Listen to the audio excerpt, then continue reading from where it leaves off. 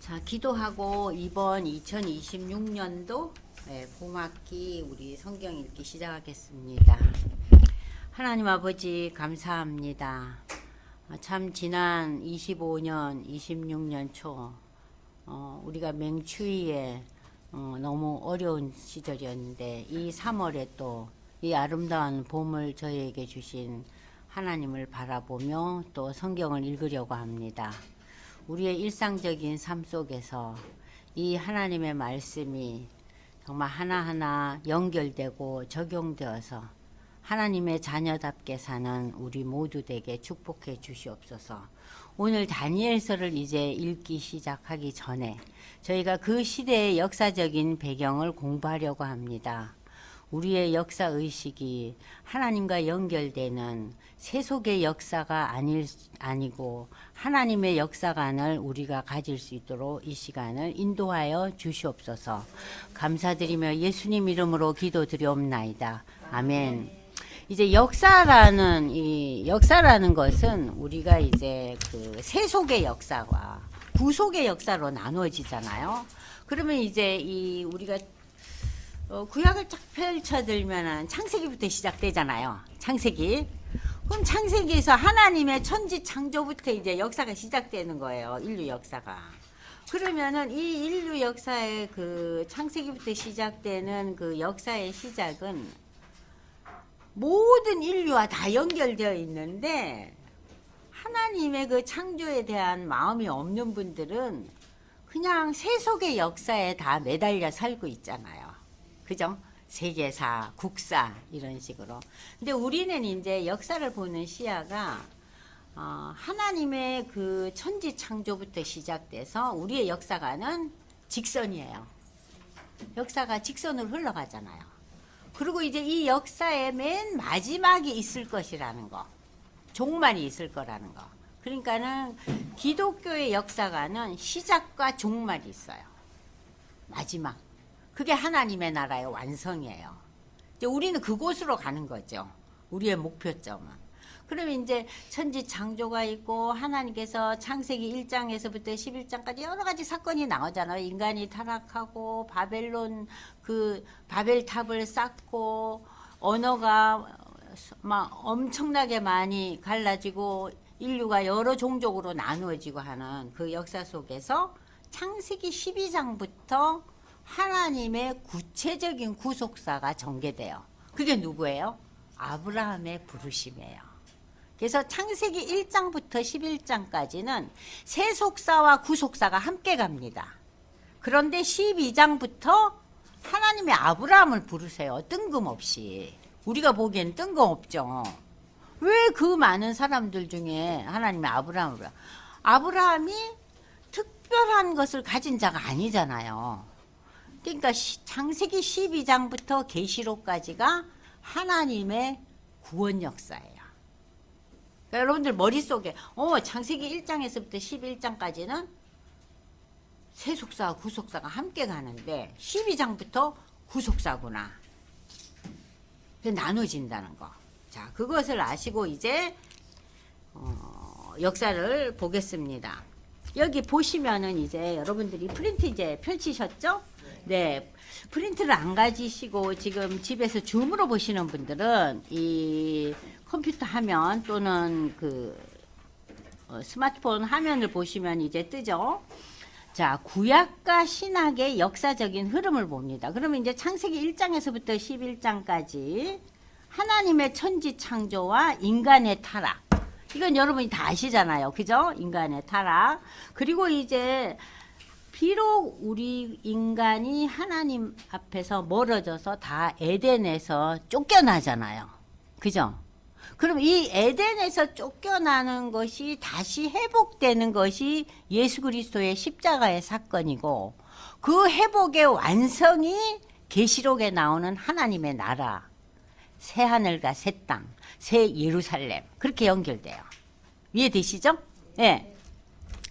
자, 그래서 인간이 타락하고 그러나 이 타락한 인간을 위해서 하나님께서 준비한 것이 제가 늘 얘기하는 창세기 3장 15절에 원시복음이 나오죠. 여자의 후손이 와서 여자의 후손 여러분들 기억하시죠? 그런데 인간은 사실 여자의 후손이 아니잖아요. 남녀가 결합해서 남자의 씨앗에 의해서 인간이 태어나잖아요. 근데 여자의 후손이라는 의미가 무엇일까요? 여자의 후손이라는 것은 예수님은 남자의 씨앗에 의해서 만들어진 존재가 아니죠. 그렇죠? 그래서 예수님만을 꼬집어서 여자의 후손이라는 이 단어를 쓴 거예요. 창세기 3장 15절이. 장권사님 이해되시죠? 네. 예수님만이 남자로부터 온 존재가 아니잖아요. 그래서 창세기 3장 15절에 여자의 후손이라는 독특한 설명이 나와요.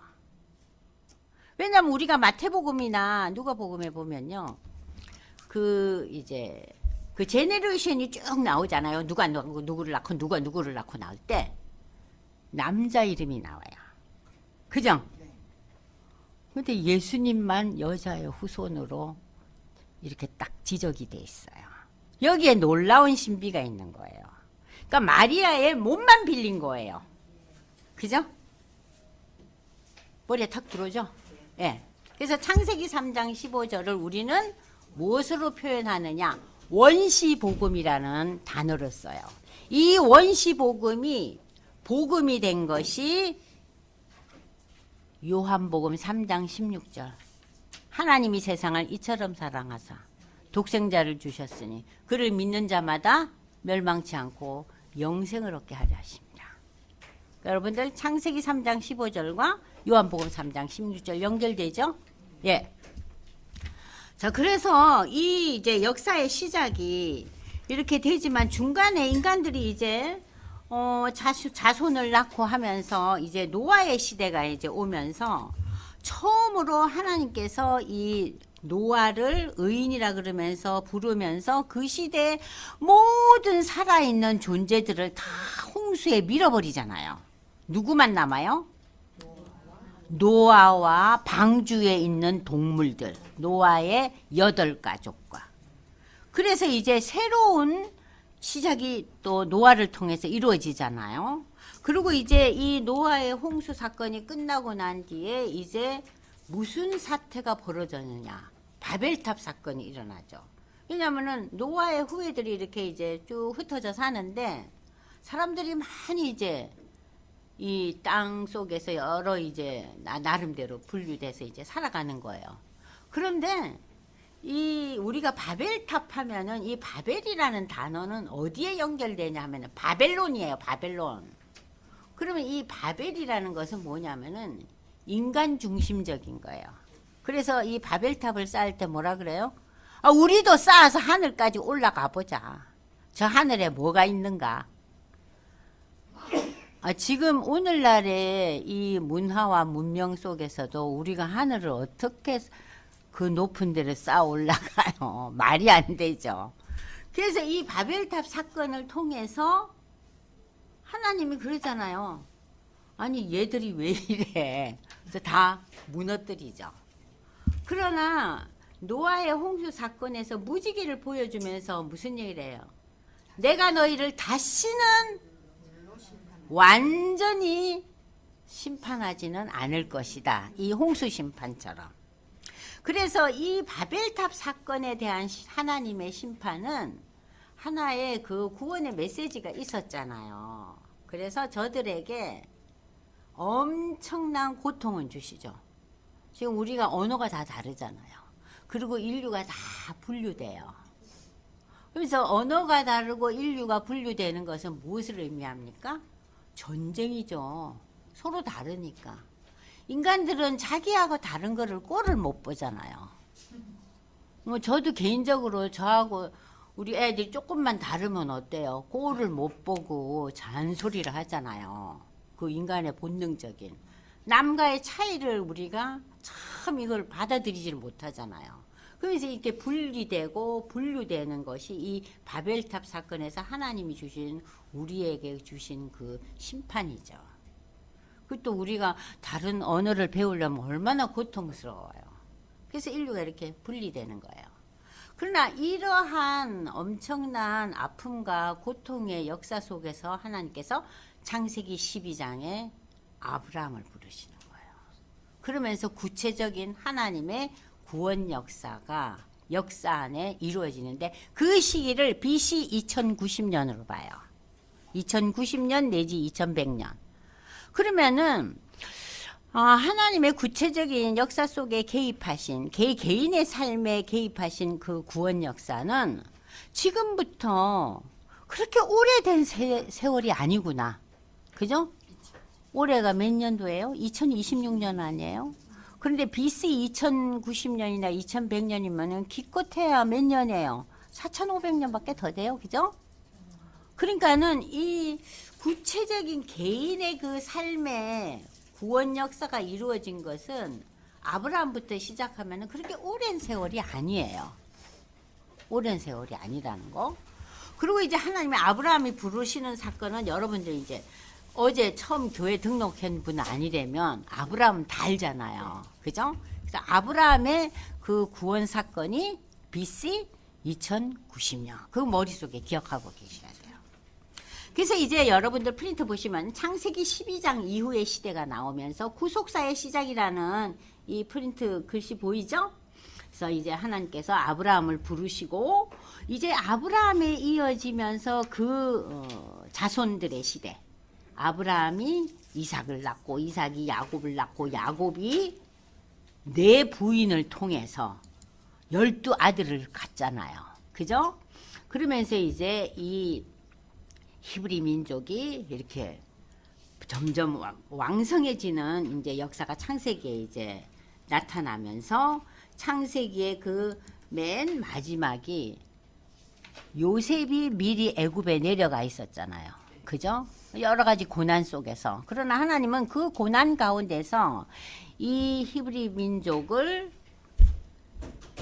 애굽에서 살게 하고 애굽에 처음에는 이 요셉이 지혜롭고 명철이 있고 이래서 이 사람이 그야말로 왕 다음의 자리에서 아주 그 애굽의 모든 것을 통치하고 지배하는 역할을 했지만 이 요셉이 죽고 난 이후 굉장히 어려운 시대가 시작돼요. 그죠? 왜냐하면은 요셉은 이집트인이 아니잖아요. 그래서 이 백성들이 그러니까 히브리 민족들이 거기에 가가지고 누렸던 그 종살이 했던 시대가 무려 430년이에요. 그럼 여러분들 머릿속으로 한번 생각을 해보세요. 우리가 일제시대 때 36년 일제 통치를 받았잖아요. 그러면서 우리가 얼마나 많이 일본화됐어요. 창씨 개명을 하고 그죠? 우리가 일본에 완전히 그냥 종속적인 삶을 살았잖아요. 우리 민족이. 근데 이 히브리 백성들 유대민족들이 430년을 종살이처럼 그러니까 요셉 시대에는 나름대로 괜찮았겠죠. 그러나 요셉이 죽고 난 이후에는 어떻겠어요? 종살이를 430년 했는데도 이 민족이 얼마나 단단한 민족이었냐면은 자신들의 종교와 자신들의 문화와 자신들의 그 삶의 방식을 흔들림 없이 지킨 사람들이에요. 그러니까 세계에서 가장 강한 민족이 어디예요? 요새도 지금 뭐 이란하고 이스라엘 난리 났잖아요. 근데 그 이스라엘의 모든 그 여러 가지 그 방법들을 보면은 그 이스라엘의 그 모사드인가? 그 모사드는요, 러시아의 KGB나 미국의 그 뭐라 그러죠? 네, 그 정보기관은 다 첩자들이 있대요. 첩자들이 있대요. KGB에는 서방 쪽, 미국 쪽에. 그리고 미국의 그 정보기관에는 뭐가 있어요? 러시아나 또 저 동유럽 계통의 공산국가들의 그 여러 가지 첩자들이 있는 거예요. 모사드에는 첩자가 없죠. 모사드는 유대인들 공동체가 세워진 거기 때문에 유대인들은 첩자가 없는 거예요. 우리 민족. 그러니까 지금 이 이스라엘을 이겨 먹을 수가 없는 거예요. 흔들림이 없기 때문에. 그러니까 이 민족이 이렇게 대단한 민족이에요. 그게 어디에서 나타나요? 430년 동안 종살이를 했음에도 그들은 자기네들의 그 뭐라 그러죠? 정체성을 잃지 않아요. 대단한 민족들이에요. 그래서 우리가 출애굽기 보면 내가 너희가 잘나고 너희가 특별해서 부른 게 아니라 여러분들 세계 지도 보세요. 그 조그마한 그 삼각형 그 지도요. 너무 굉장히 작아요. 거기서도 한 부분이에요. 근데 이 민족들이 그 지나온 그 4000년의 역사가 참 대단한 사람들이에요. 자, 그러면서 이제 이 애굽으로 이주하면서 이제 여러분이 잘 아시는 뭐 그 모세와 십계명 그 최근에 나온 그 저기 엑소더스 보셨죠?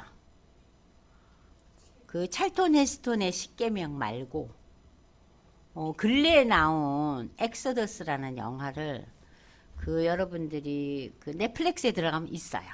한번 보세요. 그건 좀 아주 그 찰톤 헤스톤의 십계명하고 좀 달라요.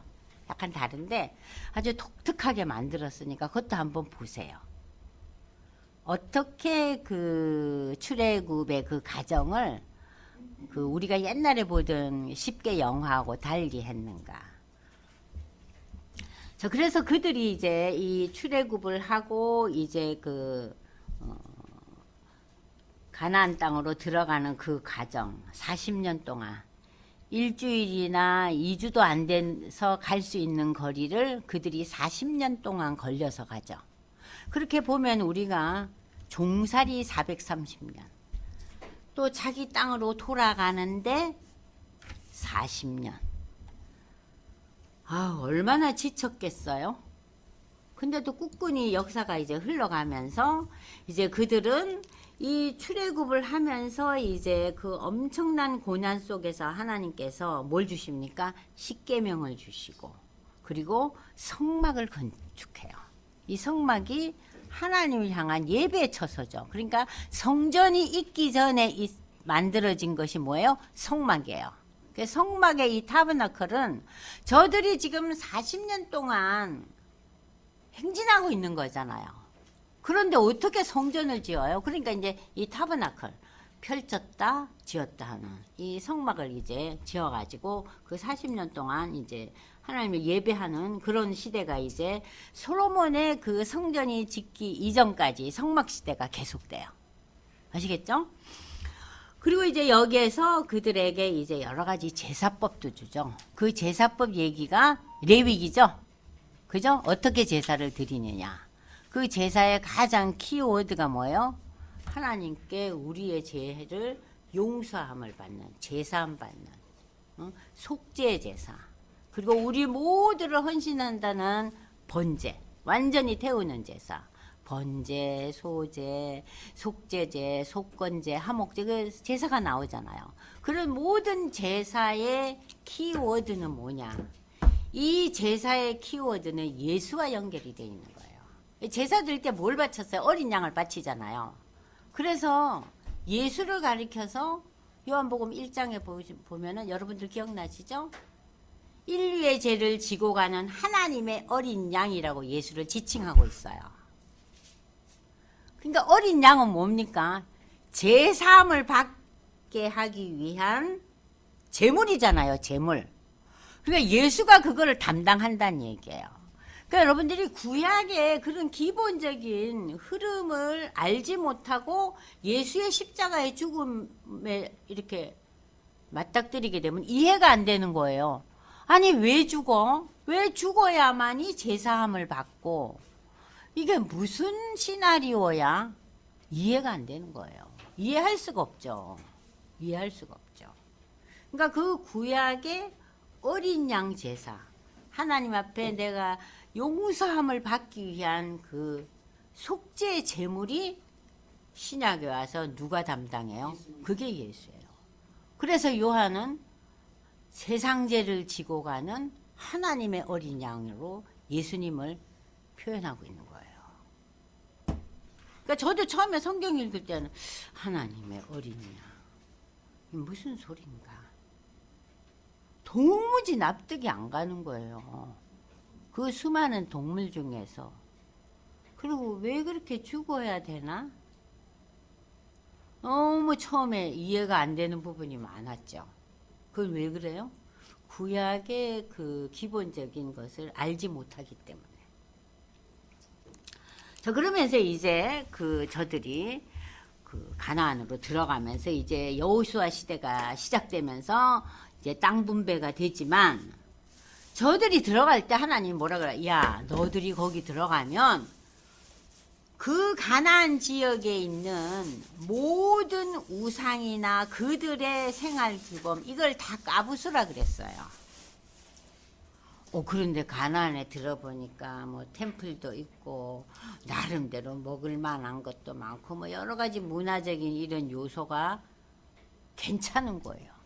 그러니까 이 사람들이 아니 뭐 좀 냅두지 뭐, 우리는 하나님 섬기고 저거는 뭐 우리가 그냥 먹고 사는 데 쓰면 되지 않냐, 이렇게 내비려 뒀더니 그것이 올무가 되어서 그들이 350년 동안 사사시대를 겪어요. 그러면서 원래 남겨져 있던 종족들과의 갈등과 전쟁 속에서 이 사사시대에 엄청난 고난을 겪죠. 그래서 하나님이 그때마다 울고불고 어쩌면 좋아요, 우리를 왜 여기에 와가지고 이 고생을 하게 합니까 하면은 지도자를 보내는 것, 사람이 사사예요. 그 사사가 12명이었어요. 그 사사의 마지막 사사가 여러분이 잘 아시는 사무엘이에요. 사무엘 사사예요. 근데 사무엘 시대 때 와가지고 350년 동안 이렇게 난리법석을 떨면서 그들이 이방 문화, 이방 종교, 그들도 나름 의미가 있는 거예요. 그러니까 자꾸 기웃거리는 거예요. 그래서 하나님께서 그들을 엄청난 고난의 세월을 또 보내게 합니다. 그랬더니 이 사람들이 아니 우리는 사사가 이렇게 한 번씩 하나님이 보내주시는데 우리도 우리 이웃 나라들처럼 왕이 있으면 좋겠다, 우리도 왕 주세요 그러는 거예요. 그러니까 사무엘이 화를 내죠. 그때 하나님께서 그래 그럼 왕을 세워라 해서 세운 첫 번째 왕이 사울이에요. 그리고 사울과 다윗과 솔로몬의 그 왕시대가 나오죠. 모두 저들이 40년을 치리해요. 그래서 이 첫 번째 왕정 시대가 120년이에요. 그죠?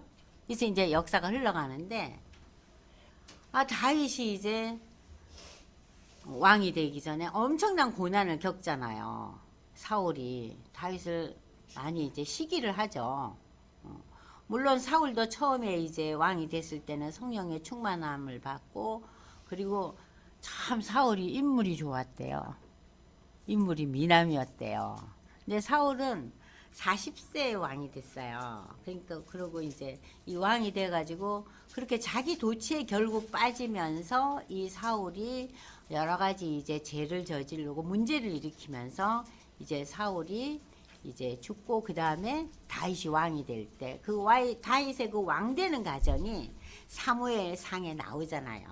쫙 나와요. 읽어보시면 그 다윗의 여러 가지 우리가 이렇게 흠모하는 그런 좋은 점들이 많죠. 근데 이제 다윗이 참 지혜롭고 글도 잘 쓰고 또 그 음악도 잘하고 독특한 왕이었지만, 이 다윗이 또 참 남자들은 파워를 갖게 되면은 다 여자 문제를 일으키죠. 그죠? 그래서 저는 좀 무능해도 좋으니까 여자 문제 안 일으키면 좋겠다. 저는 그렇게 기도했어요. 나는 최고의 능력보다는 그렇게 추접을 안 뜨는 사람이 좋습니다. 그랬어요, 제가. 에? 근데 모르죠, 그 속마음은 어떤지. 아무튼 저는 그렇게 개인적으로 기도는 좀 했어요. 와, 다른 여자하고 엮여가지고 문제를 일으켜? 그러면 제 성격에 그 꼴을 못 보죠. 아무리 교회를 열성으로 다니고 성경을 읽어도 그냥 또 칼같이 자를 것 같아요. 이건 아니지 하고. 아무튼 그래서 이 다윗과 솔로몬 시대 때 가장 큰 맹점은 그들이 하나님 앞에 깊이 기도하는 사람들이었지만 여자 문제가 많이 이제 돌출을 하고 결국은 이 다윗이 또 전쟁도 많이 하고 이래가지고 다윗이 성전을 지으려는 준비 작업만 하고 다윗은 떠나고 이제 아들 솔로몬이 성전을 짓고 그 하나님 앞에 솔로몬 성전을 올려드리잖아요. 그러면서 이제 성막 시대가 끝나고 성전 시대가 시작돼요. 템플이 지어진 거예요. 그래서 그걸 우리가 솔로몬 성전이라는데 이 솔로몬이 그렇지만 또 무슨 문제를 일으킵니까? 다윗하고는 비교가 안 되는 여성 편력이 시작되는데 그 여성이 다 이 유대 백성이면 괜찮은데 이방의 공주들을 데리고 오잖아요. 그럼 이방의 공주들이 그냥 옵니까? 저들의 종교와 저들의 문화를 끌고 오잖아요. 그래서 이제 그때 시작된 게 산당 제사예요.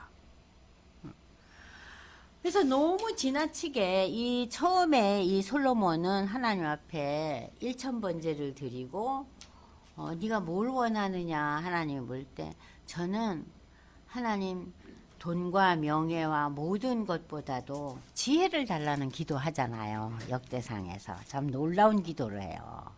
하나님 기뻐하시면서 솔로몬에게 지혜를 주시잖아요. 그래서 솔로몬이 우리 구약 성경에서 그 유명한 전도서 아가서를 기록하잖아요. 그래서 이 솔로몬이 그런 가운데서도 이 이방의 여러 공주들을 데려와서 산당 제사가 시작되고 이방의 제사를 솔로몬 스스로도 참여를 해요. 그러면서 이제 하나님의 진노가 임해서 결국은 이 나라가 분열되죠. 그 분열이 뭡니까? 북이스라엘 왕국, 남유다 왕국. 그래서 유대는 두 개로 쪼개지죠. 그래서 이제부터 시작되는 것이 분열 왕국 시대예요. 여기 나오죠? 그죠? 분열 왕국 시대. 그래서 이제 남유다는 솔로몬의 그 아들인 르호보암이고 북이스라엘은 솔로몬의 밑에 그 신하였던 여로보암이 이제 그 바톤을 이어받으면서 나라가 두 개로 분류되고 북이스라엘은 더 아주 그 우상을 섬기는 나라가 돼갖고 BC 722년에 아수르에 멸망해요. 그리고 이제 오늘 우리가 공부할 그 이번 학기에 공부할 이 다니엘은 바벨론과 이제 그 연결이 되면서 바벨론이 내게 그 남유다가 멸망하면서 이 다니엘과 세 친구들이 다 포로로 잡혀가잖아요. 그 배경이 다니엘서예요. 그러니까 여러분이 보시면은 그 바벨론의 이제 남유다 왕국이 멸망하면서 그 펼쳐지는 그 과정이 다니엘서입니다. 그러면 이 바벨론이 내게 이 남유다 왕국이 하루아침에 멸망하지 않아요. 그것도 참 역사적인 우리가 이해하기 어려운 부분이에요. 바벨론은 그 시대에 세계를 정복한 오늘날로 말하면 미국과 같은 나라였어요. 그런데 이 남유다 이 조그만 나라를 당장 진멸시킬 수가 있는 거잖아요. 그런데 이상한 게 몇십 년에 걸쳐서 이 바벨론 포로기가 1차, 2차, 3차로 계속 진행돼요. 자, 이것을 보면서 우리는 왜 하나님께서 이 남유다가 멸망하는데 이러한 오랜 시간을 끌게 했을까? 이게 굉장히 퀘션이죠? 그거 뭐냐? 이 남유다 왕국이 여러분이 이제 그 열왕기 하나 또 역대기 하를 읽어보면은 그 아하스나 므낫세 같은 이 왕들이 물론 그들의 기본의 마음은 왕들이 하나님에 대한 신앙이 있었어요. 그러나 뭘 더 섬겼어요? 우상을 섬긴 거예요. 그러면 우리가 상식적으로 생각할 때 우상이라 그러면은 뭔가를 만들어 놓고 그것을 향해서 절하고 거기에 마음을 뺏기는 그런 단순한 우상이 아니죠. 자기의 명예, 자신의 지혜, 자신의 여러 가지 의도, 이게 우상인 거예요. 그러니까 우리 모두에게 이 우상적인 마인드가 다 있죠. 아니 주일날은 교회 오지만 주중에는 어때요? 어머머 우리 아이가 공부도 잘해야 되겠고 비싼 가외도 시켜야 되겠고 남편도 승승장구해야 되겠고 거기에 우리가 노출되어 살고 있잖아요. 그 우리 모든 인간 아무리 우리가 믿음을 가진 자라 해도 그 세상의 가치관에 우리가 자꾸 왔다 갔다 하잖아요. 근데 지금 이 바벨론 포로 시대 1차, 2차, 3차를 겪으면서 이 유대인들이 하나님의 그 진노로부터 진리김을 당하는 거예요. 그냥 뭐 한두 달 만에 이렇게 폭삭 망하는 게 아니에요. 수십 년에 걸쳐서. 그러니까는 유대의 역사를 보세요. 하나님의 은혜와 축복과 형통함을 누리는 역사도 있었지만 너무나 고난의 시대가 많아요. 고난의 시대가 많았잖아요. 예? 애굽에서 출애굽, 사사시대 다 어렵잖아요. 그래서 저는 고난을 많이 이제 이렇게 겪으면서 힘들어하는 분들 보면은 하나님이 택하신 유대인들이 세계 어느 민족보다도 고난을 많이 겪었어요. 그러니까 하나님의 택함 받은 우리가 왜 이렇게 고난을 받느냐 하고 우리가 질문을 많이 던지잖아요. 뭐 저 집은 뭐 예수도 안 믿고 교회는 뭐 한 번도 가보도 안 했는데 뭐 나름대로 잘 살고 뭐 너무 괜찮네. 나는 뭐 하느라고 하는데 왜 이리 일이 안 풀리는가. 유대 민족들 엄청나게 힘들었어요. 엄청나게 힘들었어요. 그러니까 이 모든 생각은 우리가 이 땅의 삶에 집착하기 때문에 그런 거예요. 이 땅에 살면 사는 이 시간은 어떤 사람은 10년 살고 어떤 사람은 100년 살잖아요. 그게 이 땅의 삶의 전체죠. 그런데 복음서에 보면 우리에게 무슨 얘기가 나옵니까? 영생이라는 단어가 계속해서 나와요. 그러니까 우리가 이 땅의 삶에 너무 마음이 쏠려 있으면 영생의 개념을 잃어버려요. 영원한 삶. 내가 앞으로 이 땅을 떠나서 하나님의 나라에 가고 종말에 그 하나님 나라에 완성된 새하늘과 새 땅에서 영원히 하나님과 함께하는 거기에 대한 관심과 생각이 아주 조그만 부분만을 차지하기 때문에 이 땅의 삶에 자꾸 마음이 두는 거예요. 그래서 우리가 평안하지 못해요. 영생에 대한 하나님의 나라에 대한 생각이 점점 많아질수록 우리 인생이 어때요? 평안을 누려요. 어떠세요, 이 권사님? 그죠? 하나님 나라에 대한 생각이 적으면 적을수록 우리 마음이 괴롭고 힘들어요. 왜냐하면 이 땅의 가치 기준에 모든 것을 맞추려고 하니까. 근데 이 권사님 너무 평안해 보이셔. 평소에 보면. 그래서 저는 저 권사님 보면 나도 좀 저렇게 좀 닮아야 될 낀데 아우 왜 이럴까. 내가 성경은 더 많이 권사님보다 더 많이 읽는데 왜 이럴까. 그 인간의 그 기본적인 또 기질이 있는 것 같아요. 네. 아무튼 그래서 이 바벨론 포로 시대가 1차, 2차, 3차로 연결되는 거 조금 이따 다시 굉장히 저희가 설명을 할 거예요. 다니엘서 보면서. 근데 이 포로 시대가 끝나면서 저들이 귀환을 해요. 귀환하는 것도 1차, 2차, 3차예요. 참 하나님은 어쩜 이렇게 아구를 맞추시나. 예? 근데 이 포로에서 귀환하는 것도요. 인류 역사상 있을 수 없는 일이에요. 이 바벨론이 바사에게 멸망하는데 페르시아예요. 페르시아에 멸망하는데 페르시아의 그 요즘으로 하면 왕이 아니죠. 황제죠. 이 황제가 이 포로로 잡혀있는 유대인들을 다 돌려보내고 그 옛날에 바벨론의 느부갓네살 왕이 들고 다 끌어왔던 자기네들한테는 별 쓸모도 없는 온갖 성전에 여러 가지들을 뭐 온갖 걸 다 들고 간 거를 이 고레스 왕이 다 돌려보내줘요. 뿐만 아니라 그들이 돌아가서 그 예루살렘 성전이 회파된 예루살렘 성전을 다시 짓게끔 도와줘요.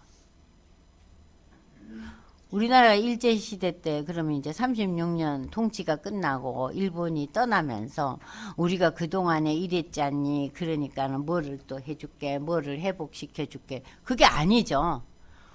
근데 역사에서 있을 수 없는 일이 유대나라의 역사는 있어요. 그러니까 이 바벨론이 멸망하고 이 페르시아 바사의 고레스 왕이 저들의 귀환을 도와줍니다. 그러면서 1차 포로 귀환 시대 때 성전이 재건되고 2차 포로 귀환 시대에서 여러분이 잘 아시는 구약의 선지자 에스라를 통해서 신앙의 개혁이 일어나요. 그리고 3차 포로 귀환 시대 때 느헤미야를 통해서 그 성벽이 다 무너진 성벽을 수축하는, 그러면서 이 포로 귀환 시대가 1차, 2차, 3차에 이르러서 정리가 돼요. 그리고 이제 성경은 신구약 중간시대 400년으로 침묵해요. 근데 그 400년 역사도 잠깐 이따 볼 거예요. 그리고 이제 신구약 중간시대 400년은 성경은 침묵하고 이제 신약으로 넘어오면은 세례 요한이 예수님의 오시는 길을 준비하잖아요. 그죠?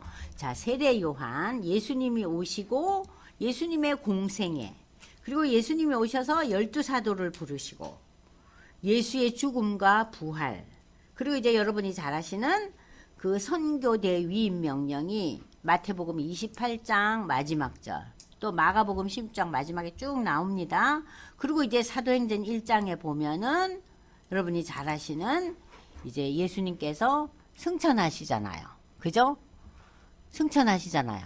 그 승천하신 장면에 그 그림이 유명한 그림 아시죠? 하나님 나라로 올라가는 거. 그 저기 이태리 가면 보잖아요. 그 미켈란젤로가 그린 거. 그러니까 이 승천하는 그 장면이 이제 사도행전 1장에 나오고 그 사도행전 2장에 예수님이 이제 떠나시고 하나님 나라에 올라가고 난 뒤에 그들이 기도할 때 무엇이 임합니까? 성령 강림의 역사가 일어나요.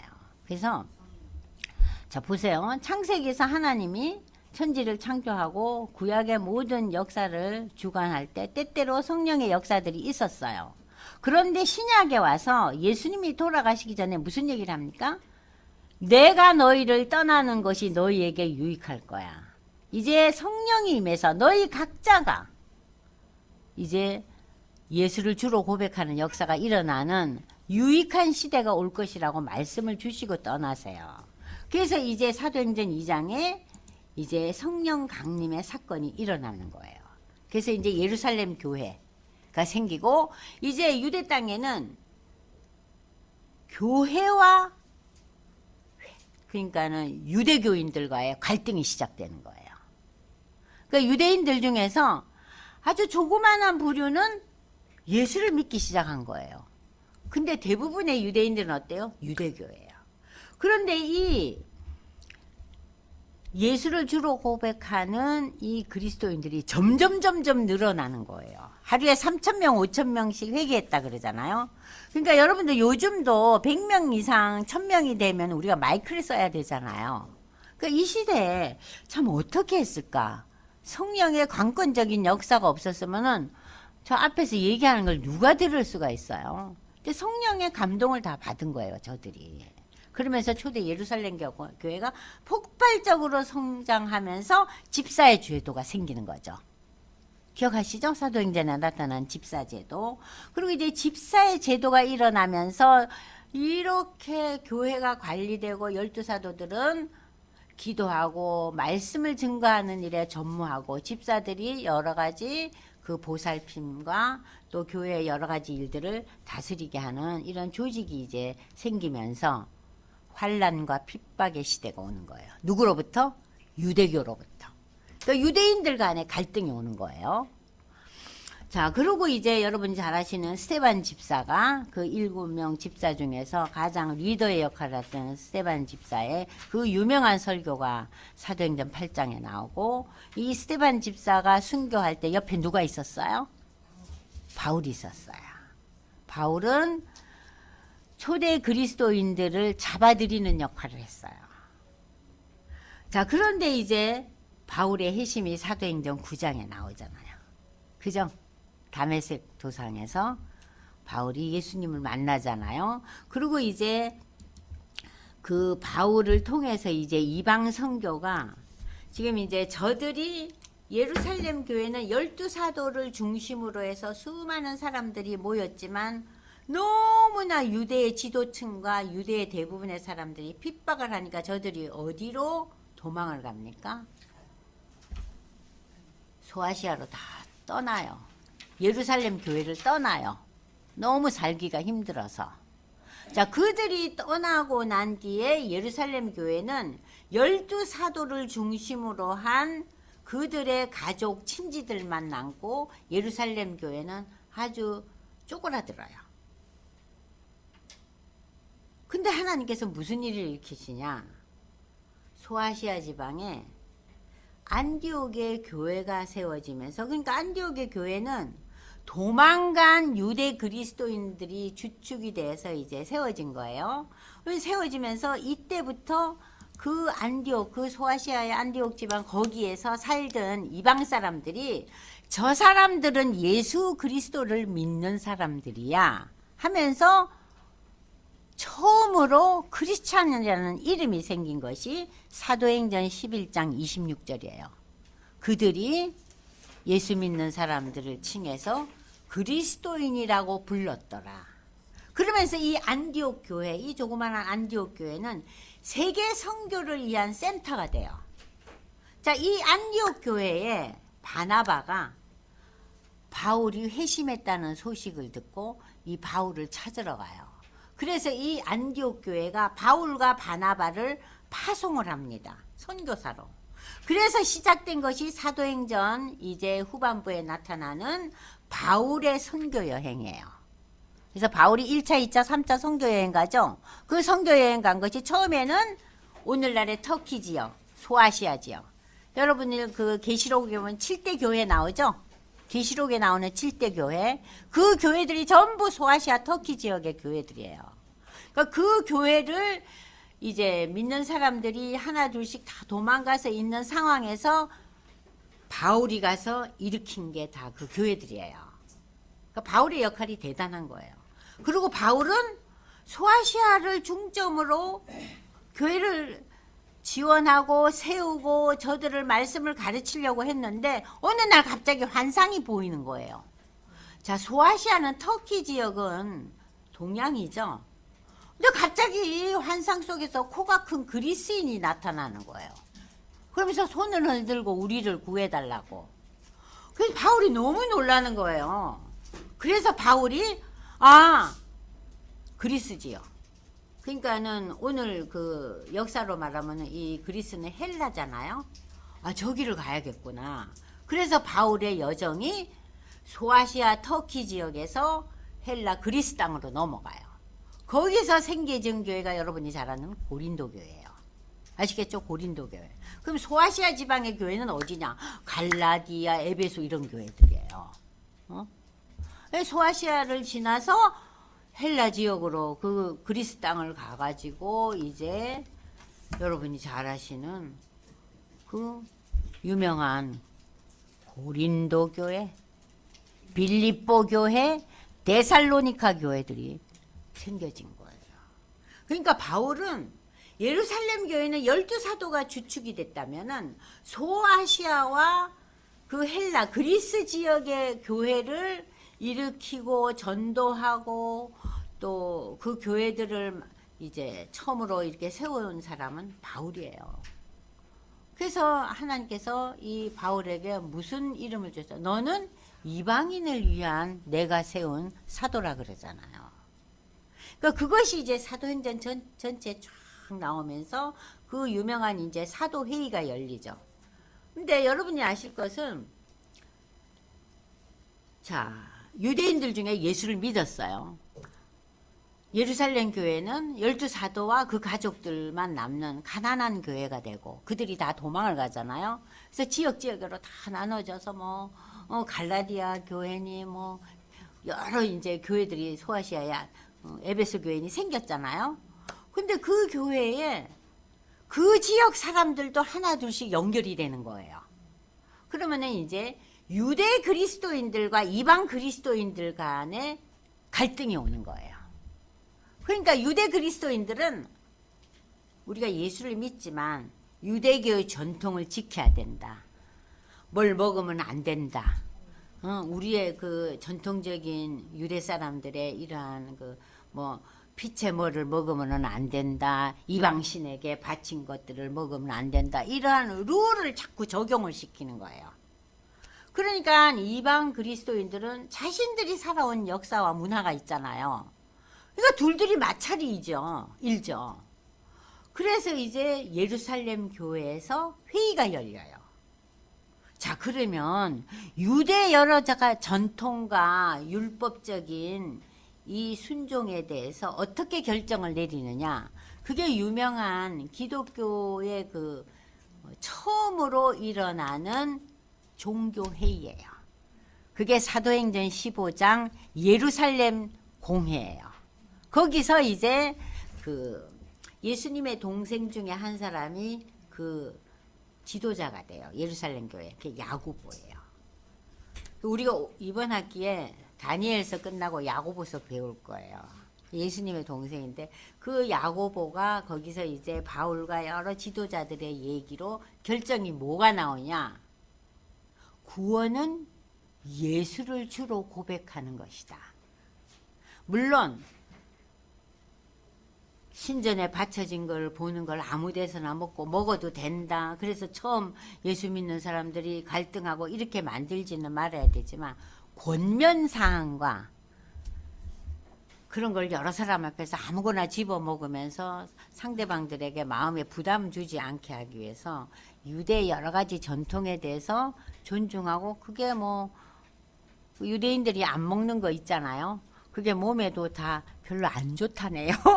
그러니까 그런 것을 우리가 권면사항이지 이것이 저 사람의 구원을 결정짓는 것은 아니다. 이렇게 결론을 내렸어요. 그래서 구원은 뭐냐? 예수를 신앙 고백하는 자다. 그래서 이것을 바탕으로 해서 바울이 쓴 서신이 로마서예요.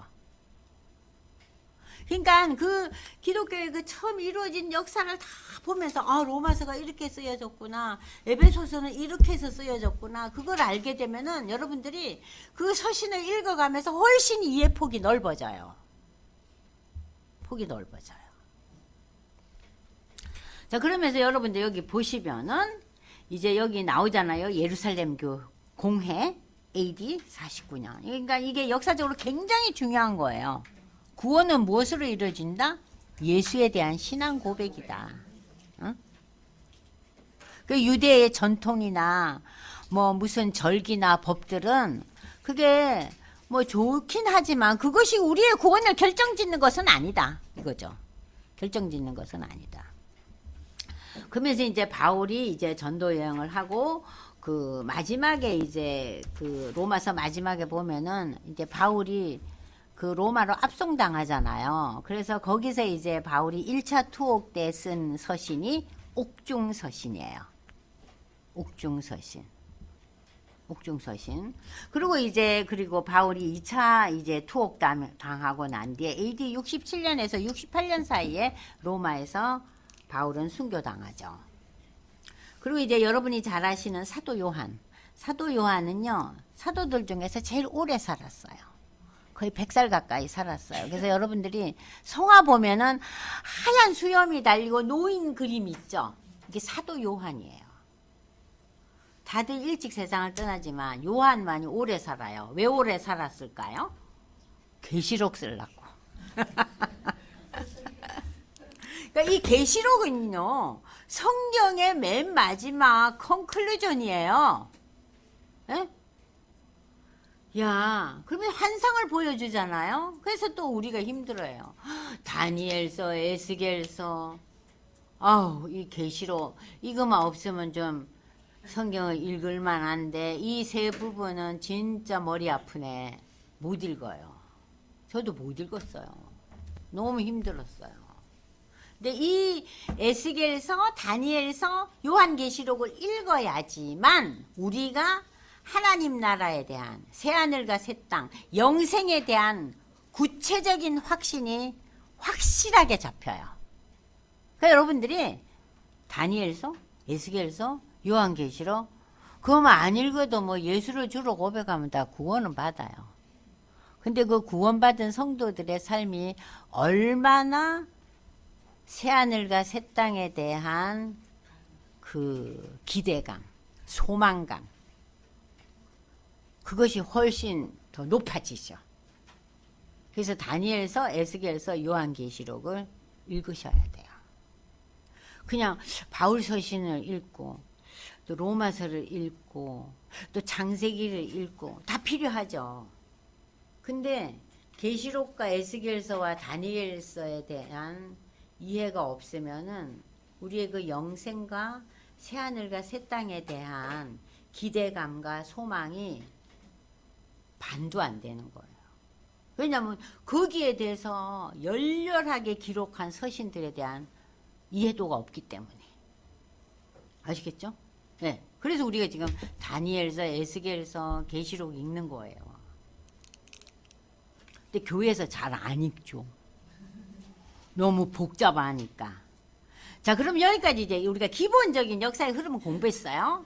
자, 그러면 지금 이제 한 5분 후에 있다가 마무리하는데, 신구약의 중간 시대 400년 이 시대 동안에 성경은 침묵했다 그랬죠. 그러면 이 침묵의 시대는 어떤 시대였는가?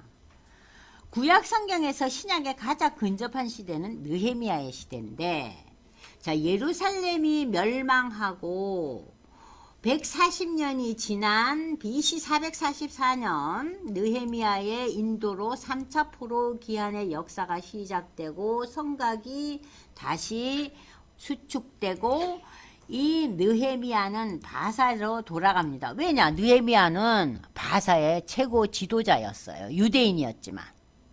그러니까는 다니엘도 그렇고 느헤미야도 그렇고 자기 나라에서 최고 통치권자가 된 게 아니에요. 다른 나라에 가서. 그러니까 오늘날로 말하면요, 우리나라의 어떤 특별한 사람이 미국에 가서 미국의 재무부 장관, 그런 식으로 되는 거예요. 미국의 국방장관이. 그러니까는 이게 얼마나 어려운 일이에요. 그리고 지금은 또 오늘날의 시대는 다르고 이 시대는 왕정 시대였잖아요. 그런데 이런 일이 일어났다는 것은 세계 역사상 참 없는 일이죠. 하나님의 특별한 개입이시죠.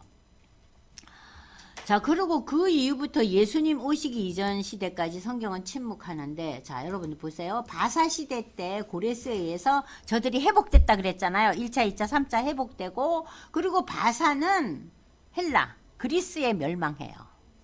그리고 헬라는 헬라 시대 때 이 한 200년가량 이 와중에 마카비 독립시대가 있었어요. 이 마카비는 유대인들이에요. 자, 유대인들이 헬라 시대 때의 그 왕들이 이제 여러분이 잘 아시는 그 헬라는 알렉산더에 의해서 이제 세계적인 국가가 되잖아요. 나라가 되는데 이 알렉산더가 젊은 나이에 죽잖아요. 죽고 난 뒤에 그 알렉산더가 죽고 난 이후에 그 네 장군들이 이렇게 분할 통치를 하게 됩니다. 그래서 이 분할 통치 과정에서 이 유대 땅을 이제 연결되었던 이 통치자가 이제 여러분이 쭉 보시면은 독립 유다 시대가 나오죠.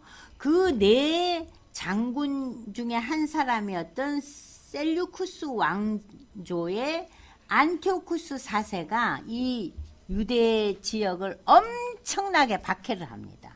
그래서 이 시대에 그 유대인들 중에서 그 지도자였던 이 마카비가 이제 혁명을 일으켜요. 그래서 이제 저들이 어떤 식으로 잔인한 박해를 하냐면은 저들이 성전을 다시 이제 구축하고 회복되었잖아요. 그 성전을 어떻게 만들었냐면은 유대인들은 돼지고기도 안 먹었잖아요. 그리고 모든 그 동물의 피를 안 먹는 사람들이잖아요. 근데 성전에다가 돼지풀을 뿌린 거예요.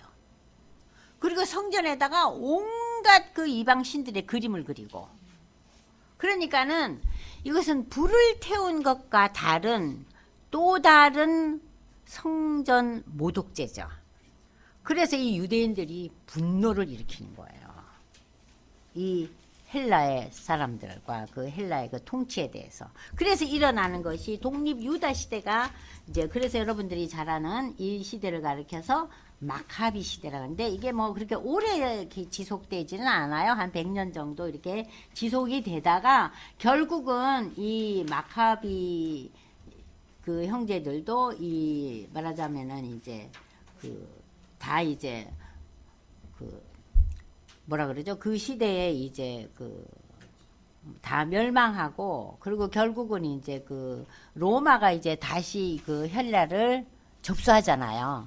그때 이제 로마 시대 때 여러분이 잘 아는 그 폼페이 로마 장군 폼페이가 예루살렘을 점령해서 유대는 다시 어디로 넘어갑니까? 로마의 속국이 되는 거예요. 아시겠죠? 그러니까는 이 시대를 여러분들이 머릿속에 딱 넣으면 아 바사 페르시아가 누구에게 멸망합니까? 헬라 그리스 그리스는 로마 그리고 유대는 로마의 속국이 되고 그 시대에 누가 오세요? 예수가 오시는 거예요. 자 그리고 요 뒤에 그 로마 시대 때 이후에 그 우리가 이제 신약 성경에 나타나는 헤롯 대왕, 헤롯 왕, 헤롯 가문이 아주 복잡해요. 예. 그러니까 그거는 여러분들이 집에 가서 한번 읽어보세요. 아이고 뭐 사도행전에 나오는 헤롯 아그리파 1세, 헤롯 아그리파 2세. 아이 저는 이걸 아무도 설명을 안 주는데 이 헤롯이라는 인간이 왜 이리 많나? 시대는 다른데. 그래갖고 책을 사가지고 그냥 정리를 했어요. 뭐 헷갈리는 거예요. 어디가 어딘지. 그러니까 이제 예수님 생전에 그 헤롯 왕. 그래가지고 처음에 태어날 때 애들 다 죽였잖아요. 그죠? 다 죽였잖아요. 그러고 난 뒤에 그 헤롯 왕은 죽고 난 뒤에 그 아들들이 또 왕이 되는데 그 과정을 이제 제가 여러분들한테 기록해 놓은 거예요. 그래서 이제 그거는 이제 여러분들이 이제 다시 이제 집에 가서 읽어보시고 지금부터 한 10분쯤 쉬고요. 한 5분 내지 10분 쉬고 그 다니엘서 들어가고 1장까지 오늘 공부할 거예요.